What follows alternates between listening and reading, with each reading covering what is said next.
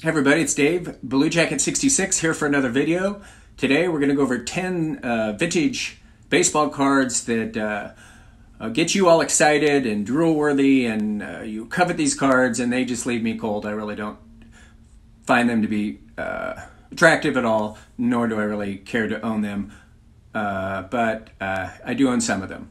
So some of these I think you may agree with me with, others I don't have good explanations for why I don't like them or love them the way that you do, and others are probably you're just going to flip out on my choices.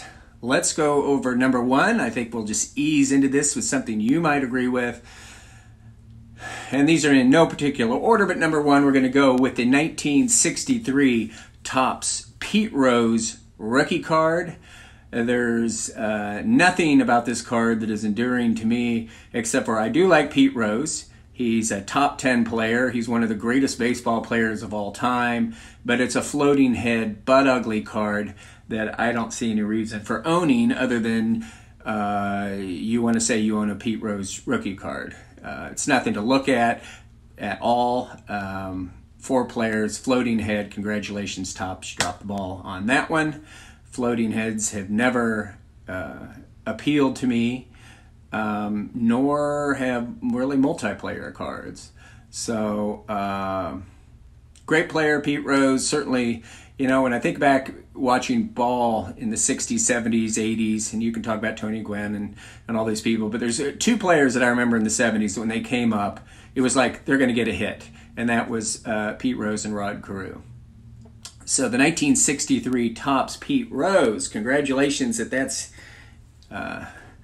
in your little box of collectibles. Don't like that card at all. Number 2, the 1952 Burke Ross, Mickey Mantle. Yeah, even Mickey Mantle is not immune to my criticism. And this card, none of the Burke Rosses are just fabulous. I have a bunch of Burke Rosses.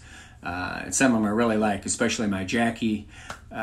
This, however, is Mantle's first and only offering in the Burke Ross from 1952. That classic 51 type Bowman batting pose, but it's completely washed out. He essentially just looks like an outline, to be honest with you. Pale face, pale uniform, pale background.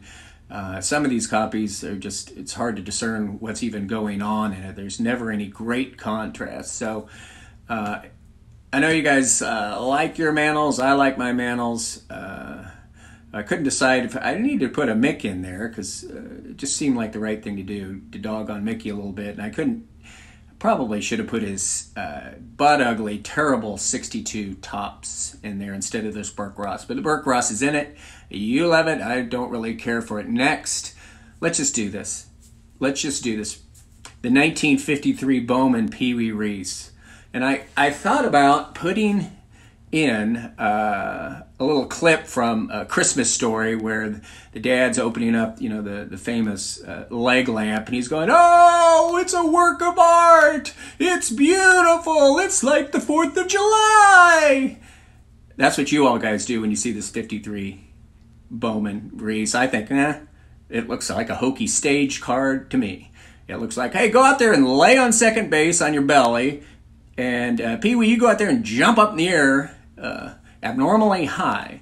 And it just reminds me of these these 19th century old judge cards with their terrible, corny poses that are just absolutely, they're so ridiculous, you gotta kind of like them. They're so ridiculous, but I don't need to like ridiculous in my 53 Bowman cards, which is one of probably the best set, if not one of the best sets of all time. You guys love this card. I find it, I'm not even sure if I own one. If I own one, it's in one of my lot boxes. I don't know.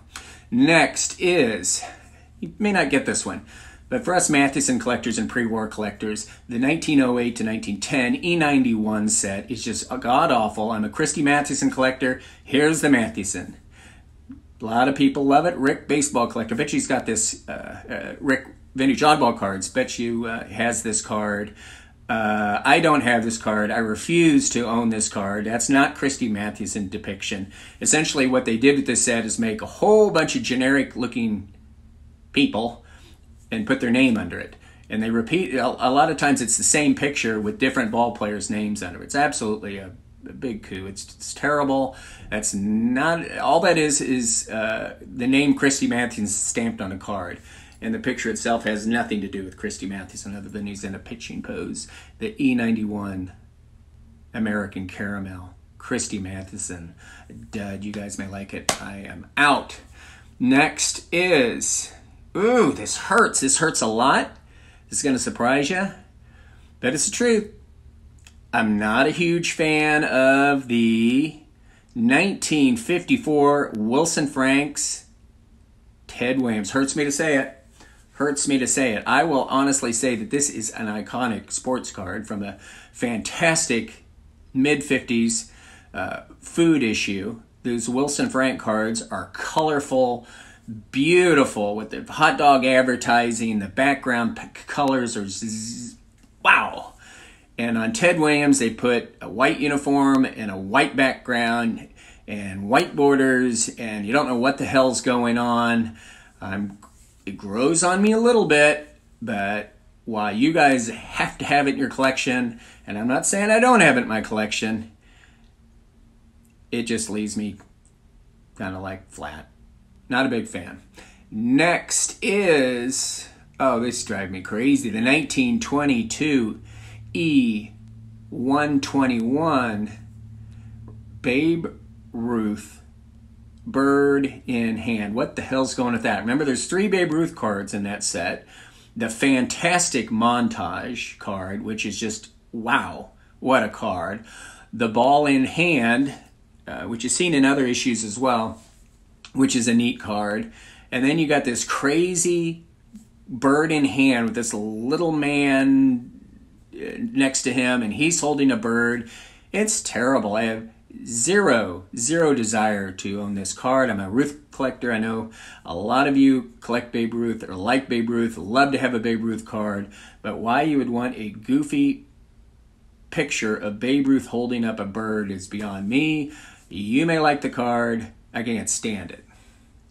Next, more trigger coming.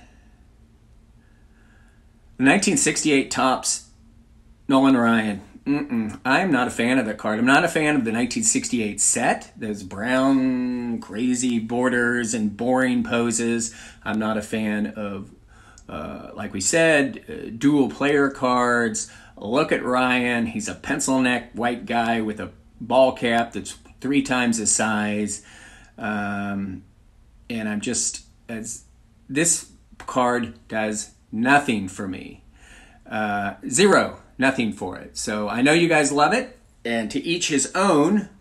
There's no right, there's no wrong, but the 1968 Topps Nolan Ryan is a... can't stand it. What's next? The next, and Mike Baseball Collector knows this because I told him to his face when he was buying one at Dallas. And again, to each his own, not saying that this is not an iconic card. The 1938 Gaudi Joe DiMaggio. What the hell? That silly, goofy card. Come on now. Come on. We're all older than 13 now. So it may have been funny, neat, cool card, but now it's not. I can't stand that card. It's not DiMaggio's rookie card, right? No, that's 1936 Worldwide Gum, or maybe a Z-Nut if you want to go. Z-Nut's, Pacific Coast stuff that's minor league, but this isn't his rookie card. I can't stand it. Goofy smile. I don't know. It's a cartoon. It's a cartoon. It kind of deserves to be on the back of a card. You love it. I can't stand it. What's next? Now, let's do the Delaney, or the DeLong, the 1933 DeLong Gehrig. Now, for years and years and years and years, this was on my list of very popular, coveted cards, valuable cards that I wanted no part of and couldn't stand. Admittedly, I've come around on this one. I still put it on my list, but really shouldn't be on my list. Now, I just find it super cool. but I really struggled to find kind of 10 cards, I think off the top of my head, 10 cards that you guys love that I can't stand. This used to be on that list. It's really not anymore. The 1933 DeLong Lou Gehrig. That's about it about that one. Used to hate it. Now I like it. Last but not least, oh man, hate to say it because the guy does not have many cards and you guys know I'm a big fan, but I am not a fan of the 1953 Topps Satchel Paige. I am a big fan of Thomas Hart Benton, a great 20th century American artist who's a Kansan, who I have a lot of his lithographs and works of art that are worth a great deal of money.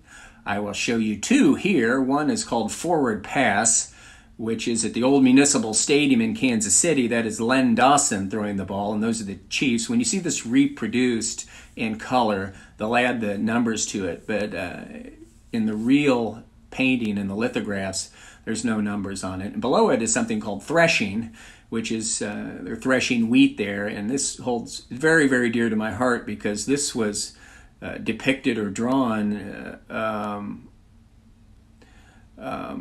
at what rural central Kansas was like where I grew up, actually about 3 miles from where I grew up in Overland Park, Kansas, which is just a huge, massive city. But this was probably drawn or depicted from the early 1900s, back when it was still fields and stuff. I love it. I love it. But anyway, if you look at the page, he looks like Thomas Hart Benton may have drawn it. He's kind of, Thomas Hart Benton drew in these flowing, rubbery-looking people, lots of waviness to their hands, to their features. And that is what I am seeing with this page. He looks like he's melting. And I hate to say it, but I'm just not a big fan of this card. I don't really particularly care for the card. And it's a shame because he's got so few issues, especially mainstream issues. But I'm not a fan of it. So I don't know. You guys probably love it. I think overall that's why I'm doing this video, is I think that you guys do really like this, and it's the other two pages are quite a bit more expensive than this one, so it's too bad that just looks fake to me. It doesn't look like a real person. It looks like someone that was made out of clay, and it's getting a little warm outside. So that's it. 10 cards that I think that you guys love and appreciate that leave me like cold like a fish. Thanks for watching.